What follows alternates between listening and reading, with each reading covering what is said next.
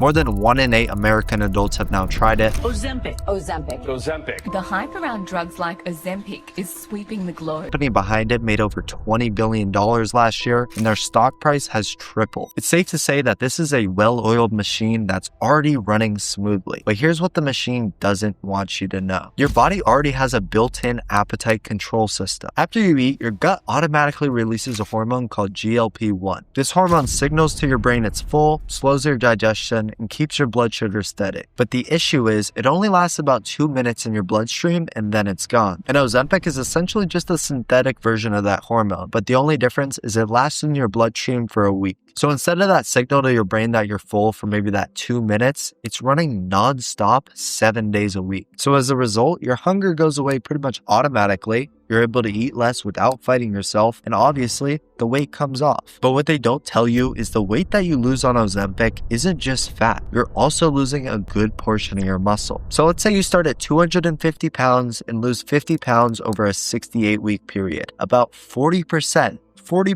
of that weight is going to be muscle. So while it is true that you lost 30 pounds of fat, you're also going to lose 20 pounds of muscle, leaving you with a flat look that looks terrible. And the worst part is, clinical trials have shown that usually 2/3 of the weight ends up coming back within a year. And that weight that's coming back, that's not your muscle. That's all fat. So possibly at the end of your Ozempic cycle, you end up heavier than when you started with less muscle and a slower metabolism. And if that's not enough, there's also a laundry list of side effects that come with taking this drug. I'm talking nausea, vomiting, dizziness, joint pain, just to name a few. And for most people, this isn't just uncomfortable, it's debilitating. One person who was on Ozempic said that some weeks they were vomiting up to 200 times. Another said that the pain in their stomach reached unbearable levels while on the drug. And doctors are now saying that it's not just the physical side effects you have to worry about, but some serious mental health effects as well. Now, obviously, you're not going to find any of that stuff in the Oprah interview or the transformation post. They're only going to highlight the good things,